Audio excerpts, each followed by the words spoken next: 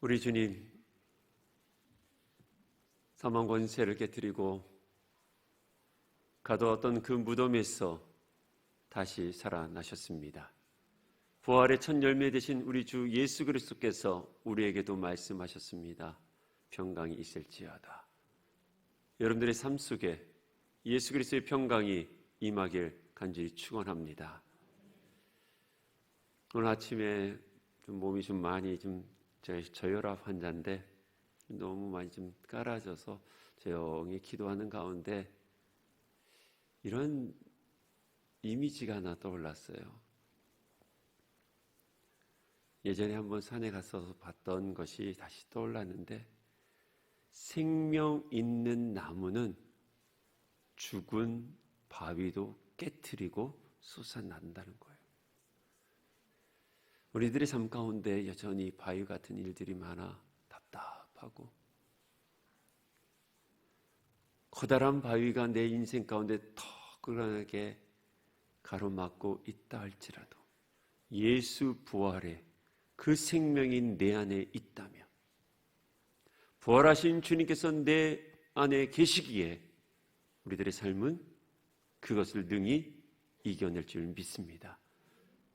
부활하신 주님, 그냥 2021년도 그냥 부활 주일이 아니라 그 주님을 여러분들이 다시 한번 인격적으로 만나 여러분들의 삶의 그 광야 같은 인생길을 생명력 넘치는 삶으로 헤쳐나갈 수 있는 멋진 하나님의 사람들, 십자가의 군사 마하나임이 되기를 주의 이름으로 축원합니다. 오늘 말씀의 배경은 부활하신 주님께서 사랑하는 제자들에게 다가가서 만나는 장면입니다. 예수님을 기다렸던 것은 아닌 듯합니다. 십자가에 죽으신 예수님을 생각은 하고 있었지만 부활할 것이라는 그러한 마음 또는 그런 믿음은 없이 그들은 몇 명끼리 함께 모여서 문을 닫고 숨죽이고 있었다는 거예요. 오늘 본문에 그것을 정확하게 표현하고 있습니다. 유대인들을 두려워하여 모인 곳에 문들을 닫았더라 라고 표현하고 있어요. 실제적으로 문을 닫았죠. 실제적으로 문만 닫은 것입니까? 그들의 마음도 닫은 거고, 꿈도 닫은 것이고, 기쁨도 닫은 것이고, 감사도 닫아버린 절망 속에 있었다는 거예요. 제자들은 지금 사람을 두려워하고 있다고 성경은 기록하고 있습니다. 정확하게 유대인들을. 이 유대인이라는 것은 바로 옆집 사람들이고요, 일상적으로 만났던 사람들이고, 기적의 사건들에 있었던 그 현장 속에 있었던 나의 이웃들, 동료들, 같은 민족들이에요. 그들을 지금 두려워하고 있다는 거예요. 왜요? 그들이 로마 정부에게 가서 고자질할까봐, 신고할까봐 문을 닫은 거예요. 문을 닫으니까 이웃을 향한 마음도 닫아버린 거죠. 함께 기적을 경험하면서 하나님 나라를 꿈꿔왔던 그 꿈들도 닫아버린 거예요. 부활 이전은 바로 이런 삶이 우리 가운데도 있습니다. 함께 오병이어 기적을 맛보았던 그 사람들이 신고할까봐, 모여서 있는 것을 신고할까봐 나가지도 않고 문을 닫아버렸어요. 또한 자신들을 조롱하고 비난할까봐, 비방할까봐 유대인들이 두려웠던 거예요. 왜요? 예수가 3일 만에 살아나고 또한 성전을 새로 짓는다고 하지 않았느냐? 니들 뭐냐? 죽은 자도 살렸던 사람들이 이게 뭐 하는 거냐? 라고 조롱할까봐, 그것이 무서워서 사람을 의식하면서 마음의 문을 닫아버린 거예요. 우리들이 마음의 문을 닫을 때 어떻습니까? 상황보다는 사람이에요. 사람들 때문에 우리의 믿음의 문도 닫아버리고요, 찬양의 문도 닫고 기도의 문도 닫아버려요. 그리고 거기에다가 폐업이라고 써놓습니다. 수많은 변명을 써놓습니다. 그런데요, 그러한 상황이라 할지라도 우리 주님에게는 그것이 한계가 될 수 없습니다. 그래서 우리에게 끊임없이 찾아오시잖아요. 절망 속의 문을 다 닫았어요. 문들이라고 그랬습니다. 작은 문인지 좁은 문인지 큰 문인지 정확히 알 수는 없지만 복수형을 쓰면서 모든 것을 차단했다는 거예요. 그런데 그것을 통과해서 우리 주님이 찾아오셔서 오늘 말씀하십니다. 너희에게 평강이 있을지어다. 우리 주님, 첫 번째 부활하신 주님이 제자들에게 두렵고 떨고 있고 마음의 문을 닫아서 서로 신뢰하지 못하고 있는, 서로 사랑하지 못하는 제자들을 향해서 샬롬이라고 하는 거예요. 이 시간 우리 한번 믿음으로 한번 같이 외쳤으면 좋겠습니다. 우리 다 같이 평강이 있을지어다 함께 우리 고백했으면 좋겠습니다. 시작. 평강이 있을지어다. 아멘. 정말 죄송하지만 우리 한번 눈을 감고 여러분들에게 가슴에 손을 얹고 누구야 평강이 있을지어다. 시작. 제이야 평강이 있을지어다. 아멘. 예, 마음의 문을 닫고 있는 우리에게도 2000년 전에 그 주님이 오늘 동일하게 부활절 예배를 드리는 저와 여러분들에게 상처로 인해서 사람들을 향해서 마음의 문을 닫았던 우리 모두에게 사회를 향해서 마음의 문을 닫고 공동체를 향해서 마음의 문을 닫았던 모든 사람들을 향해서 그것을 초월해서 오셔서 말씀하십니다. 샬롬. 샬롬.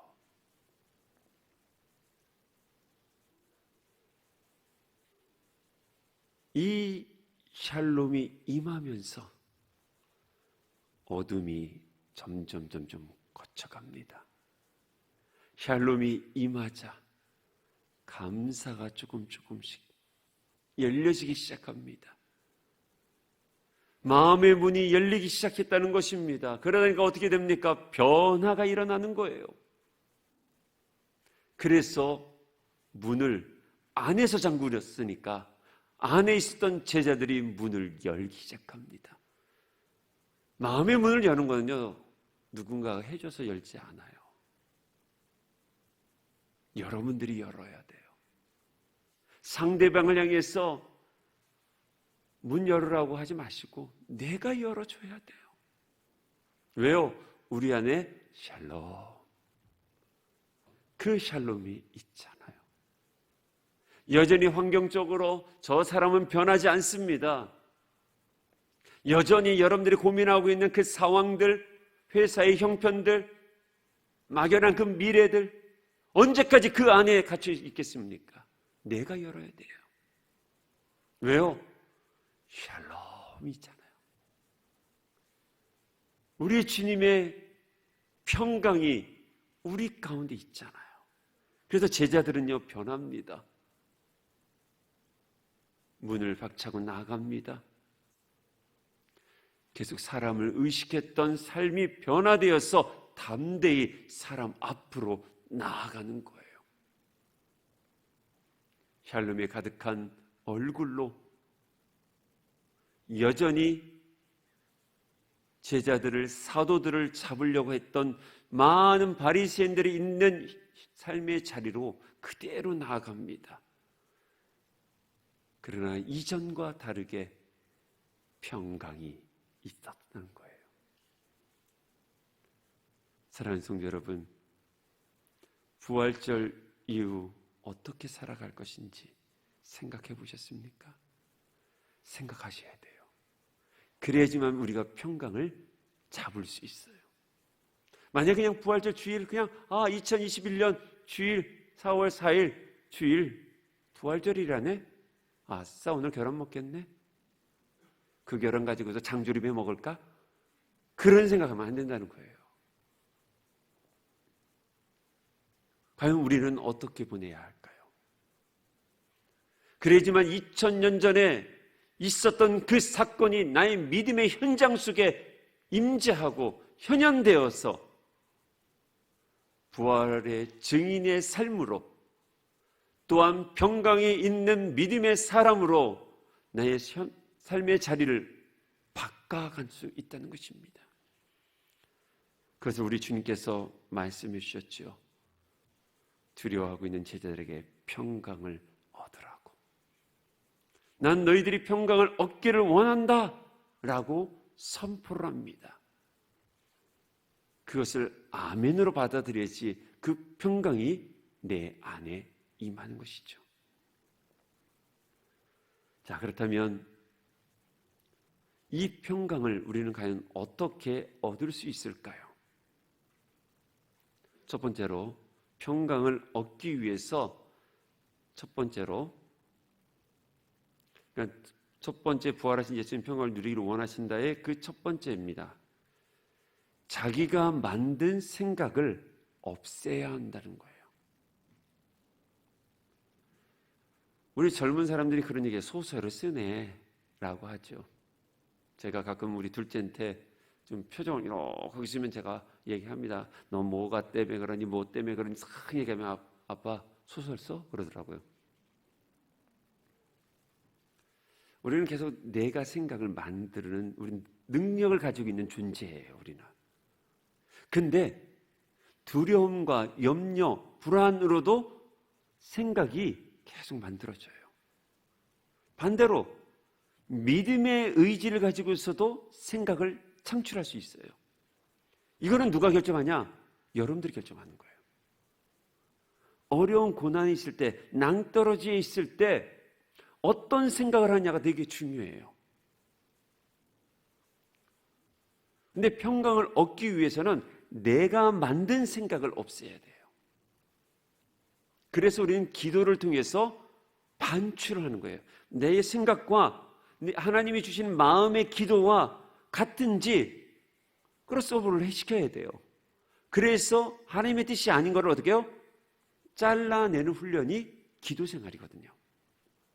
상담책에 이런 예화가 있습니다.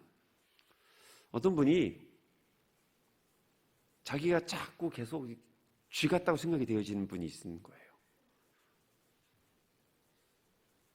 그래서 도저히 안 돼서 정신과 치료를 받으려고 병원에 가서 상담을 합니다. 그래서 계속 이야기합니다. 전 쥐 같습니다. 그래도 또 그런 행동도 해요. 그렇게 하고. 그래서 이제 상담 치료, 이제 주로 이런 거 할 때는 인지 치료를 합니다. 인지 치료하고 그러다가 약물 치료까지를 하다가 어느 날 의사 선생님에게 와서 말합니다. 선생님, 이제 저는 쥐가 아닙니다. 그러시냐고요? 나는 이제 고양이라고 확신합니다. 그래서 이제 한번 그 사람의 발달 행동을 조사해 보니까 진짜 고양이처럼 또 행동을 하는 거예요. 물론 쥐에서는 탈출했으니까 의사는 할 일을 다 한 거잖아요. 그래서 이제는 이제 당당하게 고양이처럼 사십시오라고 해서 퇴원을 시켜줬습니다. 그런데 갑자기 그 양반이 다시 돌아왔어요. 그래서 왜 그러냐? 왜 다시 돌아왔냐 하니까 병원 앞에 고양이가 나를 보고서 야옹을 했다는 거예요. 그래서 제가 갑자기 생각하는 게 나 또 쥐인가? 그래서 다시 선생님을 찾으러 왔다는 거예요. 지금 다 누가 생각하고 있는 거예요? 자기 생각하는 거예요. 우리 목사님 왜 저렇게 쳐다보지? 그걸 누가 생각하는 걸까요? 자기가 먼저 생각하는 거예요. 제가 눈이 이렇게 좀 안 좋아서 여러분들 얼굴이 잘 안 보여요. 그러니까 착각하지 마세요. 왜 우리 목사님 나만 좋아하나? 다 자기 생각이에요. 우리는 우리 생각 속에서 계속 어떻게 해요? 나를 만들려고 합니다. 이게 인본주의예요. 수많은 사상과 철학, 인문학을 통해서 어떻게 해요? 자기 자아 성찰하는 건 되게 중요합니다. 이건 건강한 자아 발전이라고 하죠. 그런데 두려움으로 인해서 오는 생각들이 있어요. 그거를 내가 계속 발동을 시킵니다. 근데 반대로 이것이 평강이 내 안에 찾아오면 그러한 생각들을 어떻게 해요? 막을 수 있다는 거예요. 여러분들 스스로 생각 속에 갇혀 살지 마십시오. 그래서 해야 될 일이 환기하기입니다. 매일매일 우리가 해야 될 영적 작업 중에 하나가 환기시키기예요.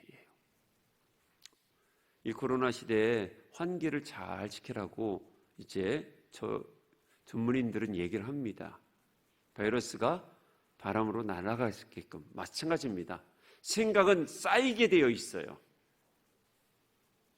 오해와 오해를 통해서 생각이 쌓여져 그것을 내 스스로 사실화시켜요.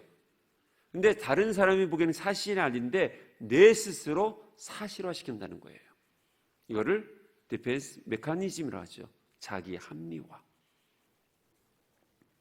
이것을 통해서는 결코 평강을 누릴 수 없습니다. 이때부터 자기 감옥에 갇힌 거예요. 그때 해야 될 일이 환기하기. 환기를 시키는 거예요. 창을 만들어야 되겠죠. 그것이 우리에게는 영성으로 기도, 찬양, 말씀이에요. 자, 그렇지만 이것을 통해서 어려울 때가 있습니다. 환기가 내 스스로 하기 어려울 때가 있어요. 그럴 때 해야 될 것이 아야선을 표현하기입니다. 아야선. 우리가 뜨거운 물을 맞으면 어떻게 해요? 아야하지요. 그때 하는 것처럼 내가 아프면 내 생각이 옳지 않을 때 바로 동료들에게, 가족들에게, 형제들에게 내 생각을 이야기하면서 치료받을 것을 내 스스로 인정해야 돼요. 근데 우리가 권위 있는 사람들이 문제가 여기에 있어요. 쉽게 말해서 목사에게도 문제가 바로 여기 있는 거예요. 목사가 혼자 생각의 틀에 갇히면요, 매우 위험합니다. 그래서 교회는 누가 필요하냐? 당회가 필요한 거예요. 장로님들이요. 지금 우리 기독교는, 우리 장로교는 의회 정치입니다. 장로님들이 조언을 해주시는 거예요. 환기를 시켜주고, 그때 제가 아야선을 얘기를 합니다. 장로님들 제가 힘듭니다. 이런 생각 때문에 좀 힘듭니다. 그러면 장로님들이 그거를 환기를 빼주는 역할을 해주시는 거죠. 공동체가 바로 그래서 필요합니다. 스스로 감옥에 갇혀있는 내 자아를 내가 끌어내기가 어려워요. 그래서 우리 주님이 먼저 들어오시는 겁니다. 그리고 선포하셨습니다. 샬롬. 그것을 우리는 어떻게 해요? 아멘 받는 거예요. 그러면 우리가 그 생각의 틀에서 벗어나 더 넓고 깊고 높은 하나님의 세계를 통해서 새로운 자아로, 그래서 이전 것은 지나갔으니 보라 새 것이 되었도다 라는 말씀이 적용이 되어지는 거예요. 그 새 자아는 육체를 말한 것이 아니라 생각이에요. 예수 믿고도 여전히 과거형에 사로잡혀 있는 신앙이라면 여러분들 이 부활주일날 다시 한번 여러분들의 신앙을 점검해 보셔야 됩니다. 안 그러면 여러분들은 계속 끊임없이 이전의 신앙의 틀에, 감옥에, 그 형질 속에서, 형틀 속에서 살아갈 수밖에 없습니다. 그래서 여러분들 참된 평강을, 부활하신 예수님께서 평강을 누리라고 원하셨는데 그 첫 번째로 자기가 만든 생각을 없애야 한다라는 겁니다. 두 번째로, 그래서 예수님도 평강을 얻으라고 명령하신 것입니다. 평강을 우리 스스로 얻기 힘든 거예요. 내가 평강하다, 평강하다, 그래도 되는 게 아니에요. 람세스라는 책이 있죠. 거기에 보면 왕자들이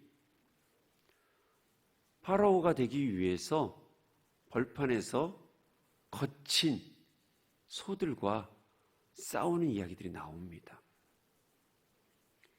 왜 그렇게 시키냐면요, 두려움을 극복하기 위해서 파라오가 시키는 훈련이에요. 근데 이 평강은 트레이닝을 하셔야 돼요. 훈련입니다. 뭐를 근본으로 하냐면 믿음을 가지고,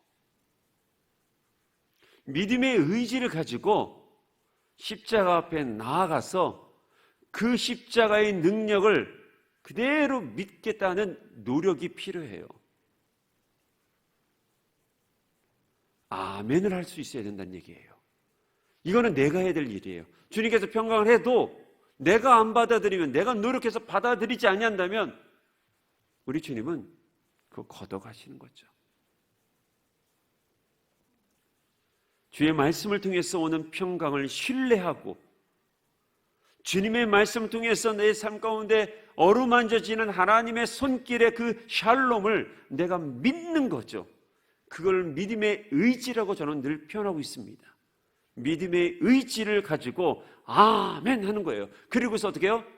그것을 믿고 두려움의 자리로 나아가는 거죠. 그것이 저와 여러분들이 해야 될 훈련이라는 거예요. 세 번째로 어떻게 평강이 우리에게 오느냐면, 예수님을 사랑할 때 평강이 찾아오게 되어 있습니다. 예수님께서 우리에게 주신 평강은 세상이 주는 평강과 완전 다릅니다. 너무 신기할 정도로 다릅니다. 우리에게 평강이 오는 방법은 딱 한 가지예요. 예수님을 사랑하면 돼요. 전심으로. 예수님께서 여기서 사랑한다는 건 어떤 거냐면, 예수님께서 나를 사랑하는 것, 그것을 아는 것부터 출발하는 사랑이에요. 하나님이 나를 사랑하신다, 사랑한다는 것을 알 때부터 사랑은 시작이 되어 있어요. 그때부터 진정으로 예수님을 사랑하게 되고, 그분 안에, 요한복음의 주제죠, 내가 내 안에, 네가 내 안에서 포도나무처럼 붙어 있는 것, 그러면 우리 안에 평강이 찾아옵니다. 요한복음 21장을 보면 베드로에게 부활하신 주님께서 3번 물어보시죠. 네 나 사랑하느냐? 그런 거죠. 왜냐하면 베드로는 여전히 패배의식이 있었고요, 자존감이 바닥에 떨어져 있었고요, 자존감은 아예 없는 상태였었어요.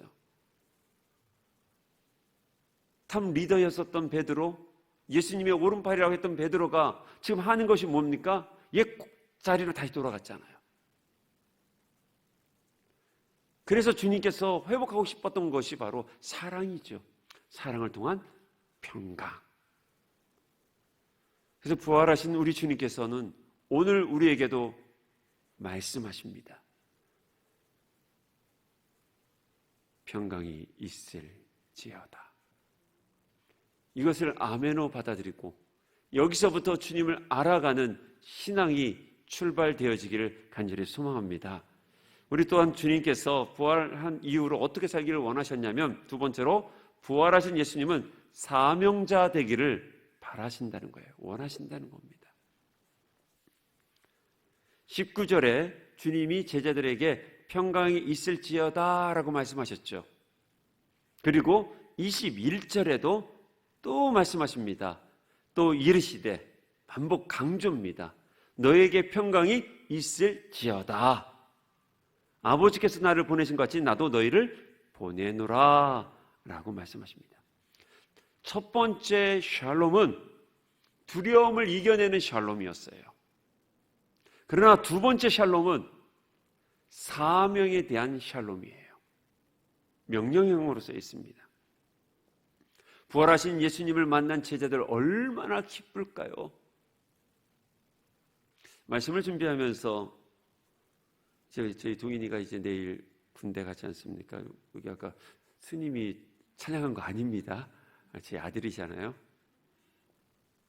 그러면서 첫 휴가가 언제 나올까? 나왔을 때 어떻을까? 그때 그 감정을 한번 생각을 해봤어요. 뭐 아들들 다 크게 하신 분들은 아이고 목사님 주책이야 다 알아서 다 돼.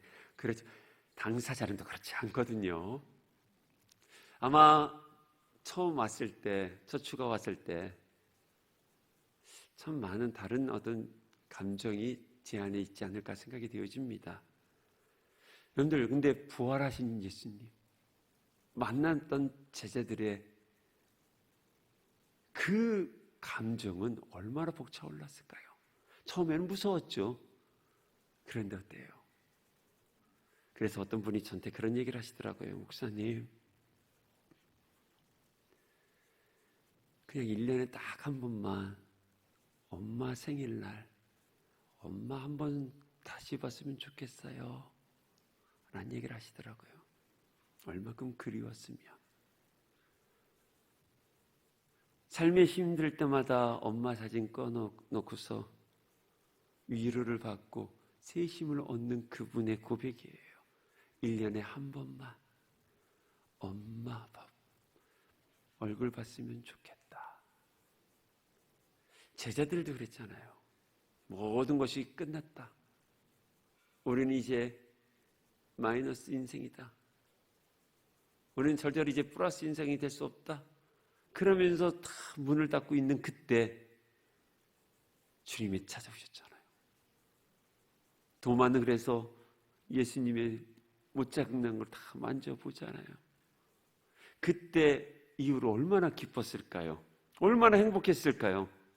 그렇잖아요. 1년에 한 번만 엄마 생일날 엄마 얼굴 보고 엄마랑 같이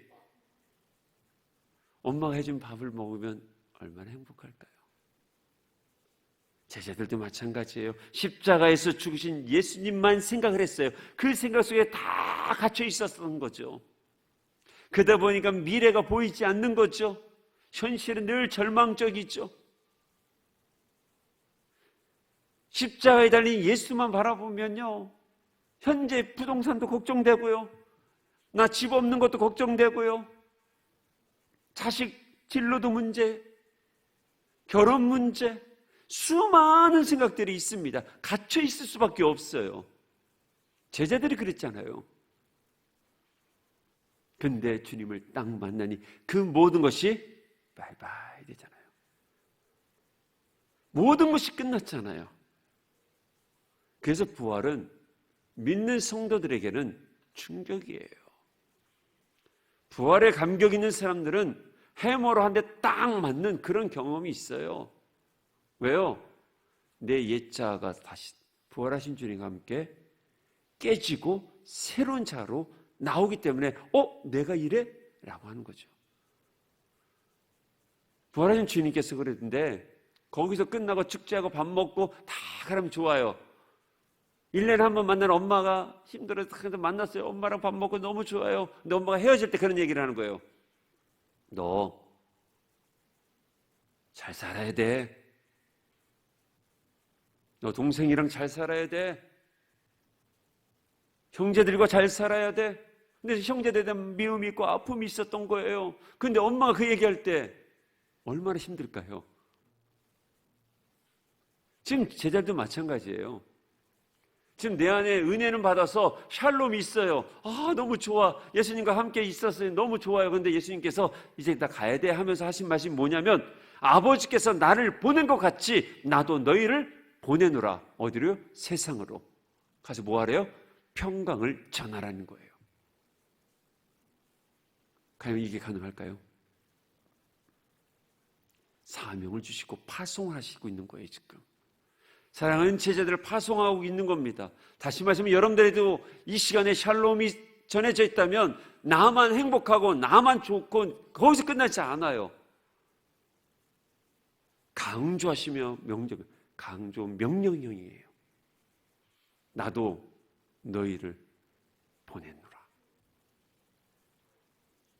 삶의 자리로, 여전히 두려움이 있는 직장으로, 얽히고 설키고 있는 감정적인 그 현장으로, 나를 괴롭히고 있는 상사가 있는 그 자리로, 여전히 미래가 불투명하지만 학생들은 책상으로 공부하는 자리로, 그곳에 가서 무엇 하래요? 샬롬을 증거하래요. 이게 우리들이 해야 될 일이에요. 부활을 경험한 저와 여러분들이 해야 될 일이 바로 이 부분입니다. 이것을 경험한 자만이 할 수가 있는 것입니다. 사명은요, 사명을 받은 자만이 갈 수 있어요. 사명 받은 거 흉내는 조금은 낼 수 있겠지만 바로 시험에 빠집니다. 사랑하는 여러분, 사명을 가지고 생활 선교사로 나아가 여러분들 있는 그곳에서 샬롬을 증거하십시오. 여러분들로 인해서 여러분들의 사무실이, 부서가, 교실이, 여러분들의 가정이 삐그덕거렸던 고부간의 갈등 속에서도, 형제들과의 갈등 속에서도, 어려운 현실의 문제 앞에서도, 입시를 앞두고 취업을 앞두고 있다 할지라도 우리는 생활 선교사이기에 그 속에서 샬롬을 증거하고 보여줘야 한다는 거예요. 오늘도 이따가 예배 끝나고 나갈 동안 부활을 상징하는 달걀 2개를 드립니다. 이거는 여러분들 먹으라고 주는 거 아닙니다. 아이고, 장조림 회 먹어야지. 진짜 장조림 회 드시는 분들을 제가 봤어요. 아니, 교회가 이제 또 이렇게 예배 끝나고서 하면 또 인원이 좀 이게 적게 오면 남지 않습니까? 그러니까 어떤 권사님이 어이구야 하더니 갖고 가서, 난 그거 갖다 다 증거할 줄 알았어요. 왜냐면 제가 그 부활절 다음 날 화요일 날 그 집 신방을 갔는데 제가 좋아하는 장조림이 나오길래 어이구, 근데 이게 하얗지가 않은 거예요. 보니까 이게 저희들은 구운 계란이에요. 구운 계란으로 장조림 하기가 좀 별로의 맛이 없어요. 그래서 내가 보니까 아니 권사님이라면 안 되는데, 권사님 이거 어디서 본 것 같아요. 아이고, 목사님 맞아요. 주일날 갖고 와서 목사님 좋아하는 계란찜과 뭐 이렇게 했다고. 기분이 확 상해서. 여러분들, 이거는 여러분들 이웃들에게, 전도 대상자에게, 아니면 전도 대상 아니어도 상관없어요. 샬롬이 필요한 자에게, 평안이 필요하면, 혹시 여러분들이 나는 평안이 필요하면 혼자 다 드셔도 돼요. 저도 같이 나눠 먹었으면 좋겠어요. 여러분들, 우리는 샬롬을 전하는 메신저예요. 이게 사명이에요. 그래서 여러분들 행복하십니까? 예스. 이 모습으로 가는 거예요. 왜요? 내 안에 평강의 주, 샬롬의 왕인 예수 그리스도가 내 안에 계시기에. 그래서 빈들의 마른 풀 같은 곳에서 우리의 영혼이 죽지 않고 나갈 수 있는 것이 바로 샬롬, 그것이기 때문에 그렇습니다. 정말 이 부활절날 여러분들 2개의 계란 있고 또 주보 가지고서, 아니면 교회 브로셔를 가지고서 샬롬이 필요한 자들에게 샬롬을 전할 수 있기를 간절히 소망합니다. 마지막으로 3번째로, 부활하신 예수님은 성령을 받으라고 명하셨어요. 부활 이후 우리는 어떻게 살아야 되냐? 바로 예수님께서 마지막으로 명령하신 게 뭐냐면 성령을 받으라 그랬어요. 그런데 사명자로, 생활 선교사로 우리가 살아가기 위해서는 반드시 성령님을 우리가 받아들여야 돼요. 그것을 예수님은 아셨기에 22절 한번 말씀 한번 보십시오. 우리 함께 읽겠습니다. 시작. 이 말씀을 하시고 아멘. 예수님은 성령 받기를 원하셨다는 거예요. 성령을 받아야지만 참된 평안, 그리고 사명자의 삶이 가능하기 때문에 그래요. 만약에 없이는 처음에 내 의지로, 오늘 은혜 받은 거로 좀 가능해요. 근데 제가 이 교회 와서 깨달은 것 중 하나가, 그전엔 해본 적이 없었어요. 나무에 이렇게 물 주고요. 예전에 텃밭에 있었지 않습니까, 우리가? 그래서 물을 주었어요. 그러니까 남 권사님이, 아이고, 또 이게 지칭을 하면 안 되는데, 남모 권사님이 있어요. 그분이 땅에다 손을 이렇게 가지고 쥐더라고요. 에이, 그러더라고요. 왜냐면 물이, 저는 많이 줬다고 생각했는데 물이 요만큼밖에 안 들어갔더라고요. 그러더니 우리 권사님이 호수를, 그때 우리가 고추할 때였어요. 그러니까 비닐을 이렇게 씌웠지 않습니까? 그 안으로 쑥 집어넣더라고요. 그리고서 어떻게 해요? 물을 틀는 건데 소식적으로 마음으로는 물 아까웠다고 생각도 있었어요. 근데 그래야지만 차고 넘치더라고요. 뿌리까지 들어간대요. 주일 예배로 은혜 받아 잠시 평강할 수는 있을 것 같아요. 그러나 오래 가지 못해요. 왜냐하면 내 의지로 하려고 하는 평강이기에. 그래서 우리에게 필요한 게 뭐예요? 성령님이라는 거예요.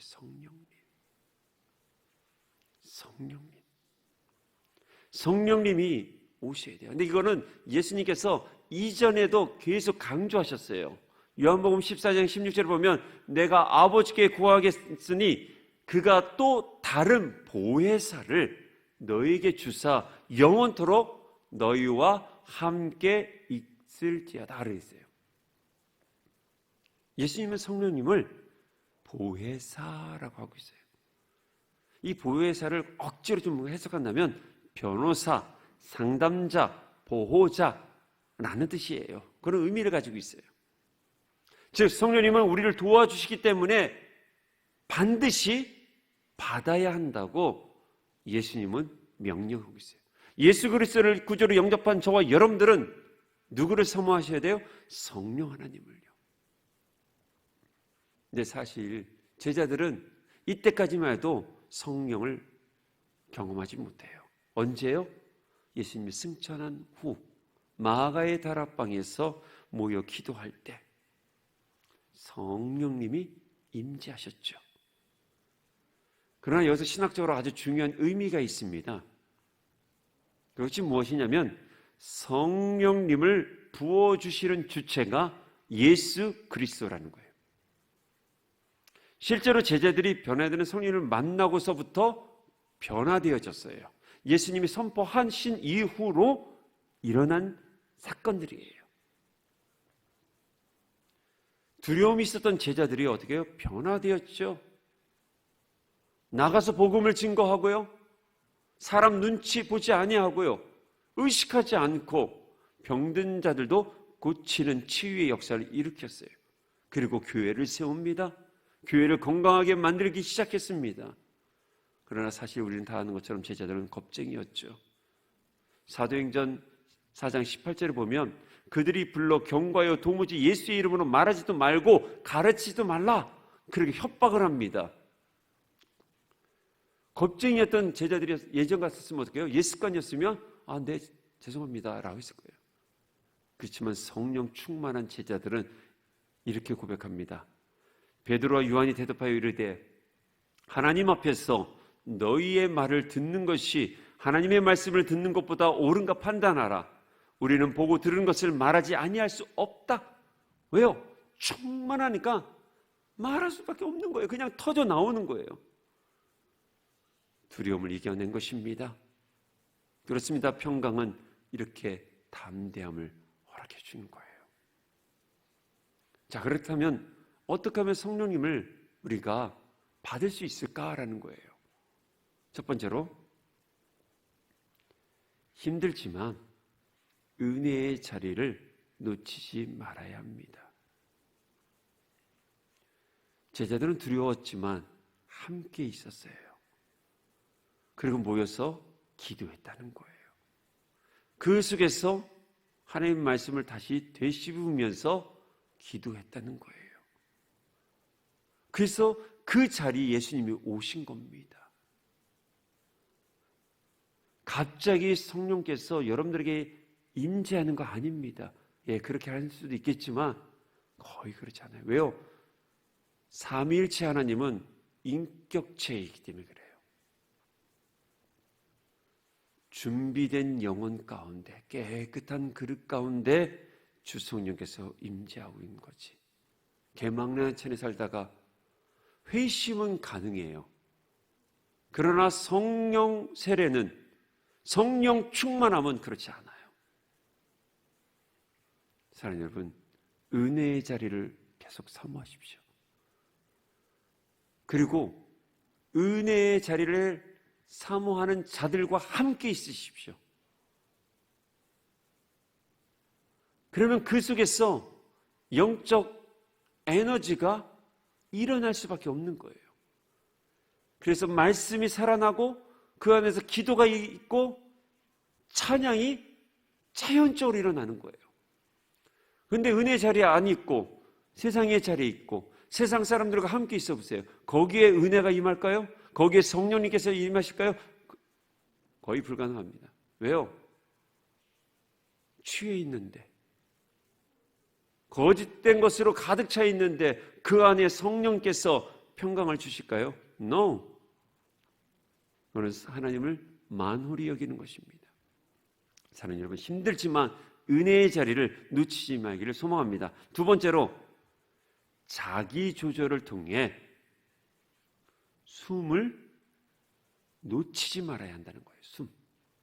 나를 컨트롤해서 내 호흡을 놓치지 말라는 얘기예요. 22절 다시 한번 제가 읽겠습니다. 이 말씀을 하시고 그들을 향하여 숨을 내쉬며 성령을 받아라 그랬어요. 이 숨이라는 것은요, 숨을 쉬었다 할 때 이 숨을 헬라어로 푸뉴마라고 해요. 푸뉴마. 유대인은 이거를 루아흐라고 그래요. 후 했다는 거예요. 성령님은 바로 숨님이에요. 숨님. 이건 제가 표현한 건 아니고 이제 함석헌 선생님께서 표현하신 이제 성령님을 숨님이라고 그래요. 여러분들 잘 보세요. 호흡이 평안할 때, 이럴 때는요, 이 호흡이 잘 될 때는 내 안에 이 내장, 우리 이 장기들도 어떻게 해요? 잘 돌아가요. 근데 호흡이 불규칙적으로 돼보세요. 그러면 감정도 변화를 일으키게 돼 있어요. 그래서 성령님은 바람, 숨 이런 표현을 많이 써요. 그런데 그래서 바람을 쓰고 호흡이 일정한 패턴으로 된다는 것은요, 아주 건강한 육체를 가진 거고요. 더 나아가 마음도 건강한 거예요. 그리고 영도 건강해요. 근데 두려움이 있어 봐요. 호흡이 평안합니까? 안 돼요. 절망 속에 있을 때 호흡이 평안할까요? 평안하지 않아요. 고르지 않아요. 거칠어요. 무서운 거 보세요. 호흡이 어떻게 해요? 그래요. 그러면 심장도 박동 자체가 달라져요. 사랑하는 여러분, 화가 났을 때 호흡을 한번 잘 보세요. 그래서 남편들이 화 탁 내면 아내들이 이제 아이고 여보 이러고 왜 이렇게 하는지 모르겠어요. 여보 잠깐만 그래 그럼 뭐야? 그거 뭔 얘기하는 거예요? 호흡 조절하는 얘기예요. 근데 그때 이런 호흡 때 좋은 말을 할까요? 아니요. 이 호흡에 맞는 언어가 따로 있지. 다 아시잖아요? 샬롬 그러는 사람 아무도 없어요. 사랑하는 여러분, 숨을 잘 조절하십시오. 기도 시간을 여러분들 이를 기도하는 것도 되게 중요해요. 부르짖는 기도. 근데 조용히 십자가 바라보고 내 호흡을 평안케 하는 게 매우 중요한 기도 훈련이에요. 이것을 내 삶으로 적용하는 거예요. 적용해서 그 속에서 느리게, 가능하면 빠른 호흡보다는 느린 호흡을 하는 거예요. 빠른 호흡일수록 실수합니다. 거친 말을 하고요. 호흡이 빠를수록 실수를 하게 되어 있어요. 이것을 내가 컨트롤해야 돼요. 내 감정 때문에 내 호흡이 빠르면 성령이 임하지 못합니다. 내 호흡이 편안한 일정 가운데 있을 때, 여러분들 찬양 들으면서 기도하고 있을 때 호흡이 얼마나 평안한지 몰라요. 그리고 여러분들 바람 쐬러 나가보세요. 이제 뭐 오늘 벚꽃이 거의 또 떨어지겠네요. 떨어지면 보면서 호흡이 이런 분 아무도 없어요. 벚꽃이 이놈 시켜. 아니요, 어떻게 해요? 좋다.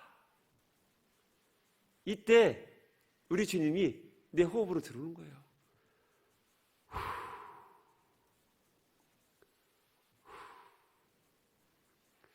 어제 이제 혈압이 계속 떨어지니까 호흡하는 게 참 힘들더라고요. 그때 한번 일할 때 얼마나 평안한지 몰라요. 혹시 호흡이 불안하신 분 계십니까? 주변 사람들 때문에 분노하고 미움이 내 안에 싹 터서 내 호흡이 계속 빨라지고 그 사람만 보면 내가 화가 나. 빠른 호흡 때문에 내 감정이 조절을 하지 못한다면 우리는 성령님을 놓치게 되어 있어요. 우리의 호흡을 평안케 합시다. 우리 주님이 바로 이것을 위해서 이 땅에 오셔서 사역을 하시고 십자가에 죽으시고 부활하시고 또 우리에게 성령님의 오실 것을 약속하셨습니다.